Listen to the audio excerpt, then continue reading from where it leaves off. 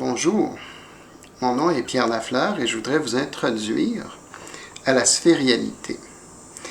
La sphérialité propose une nouvelle structure de relation entre nous ainsi qu'une nouvelle structure pour voir l'univers. Actuellement, les hommes ont développé une structure que je pourrais considérer pyramidale.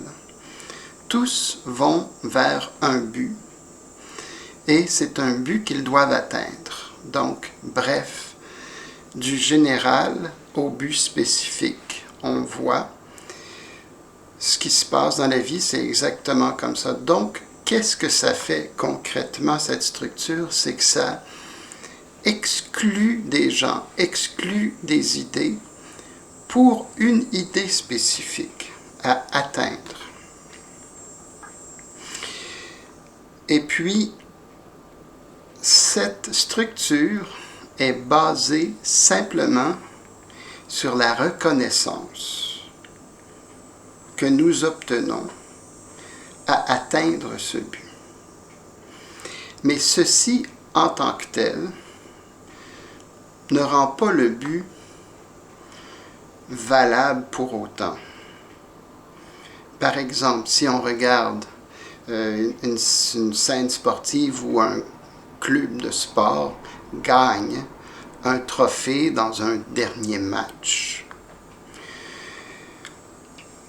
Mis à part de l'idée qu'on se fait de la valeur de ce match, c'est encore exactement les mêmes gestes. Ça n'a aucune valeur de plus, essentiellement. Donc, la différence entre la sphérialité et la structure pyramidale que nous vivons à tous les jours, c'est que dans une sphère, ce qui est intéressant, c'est qu'il n'y a pas rien qui s'exclut comme tel. Tout est inclusif. Que ce soit du plus bas dénominateur de la société au plus haut, tout est aligné dans l'axe qui est au centre de la sphère. Donc, à ce moment-là, on n'a pas de but spécifique autre que d'être soi-même. Comment pouvons-nous être nous-mêmes? Simplement en suivant l'inspiration qui nous vient. Comment peut-on savoir que c'est vraiment une inspiration? Quand il nous vient une idée en tête et que nous sentons que nous allons devoir la défendre, ou que nous voulons la cacher, ou que nous considérons que c'est la meilleure idée au monde, ou que nous considérons que c'est la pire idée au monde, ça ne vient pas de l'inspiration, ça vient d'un processus mental.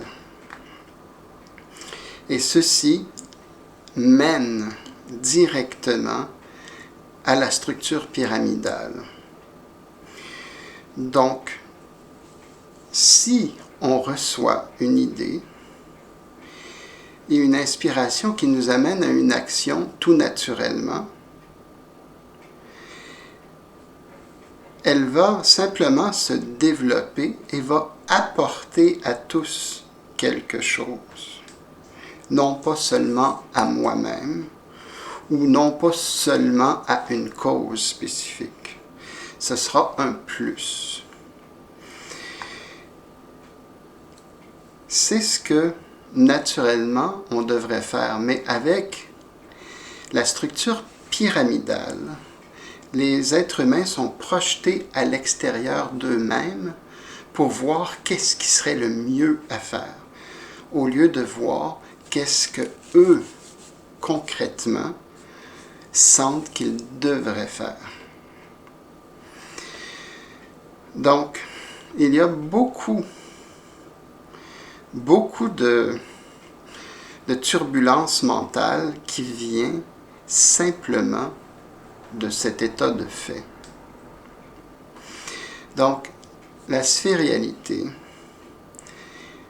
vient de 3 mots: sphère, réalité et spiritualité. Et c'est une nouvelle structure que je propose qui va faire en sorte qu'il n'y aura pas finalement d'élitisme. Tous vont être en mesure de se sentir complètement légitimes d'être ce qu'ils sont et vont apporter à la vie ce qui est nécessaire.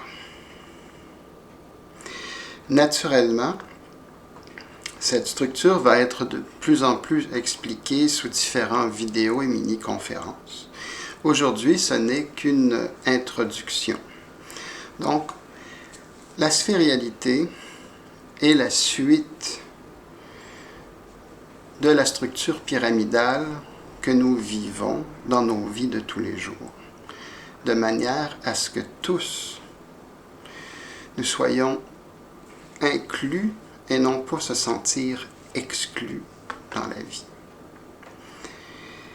Donc, je vous remercie de votre attention et à une prochaine vidéo.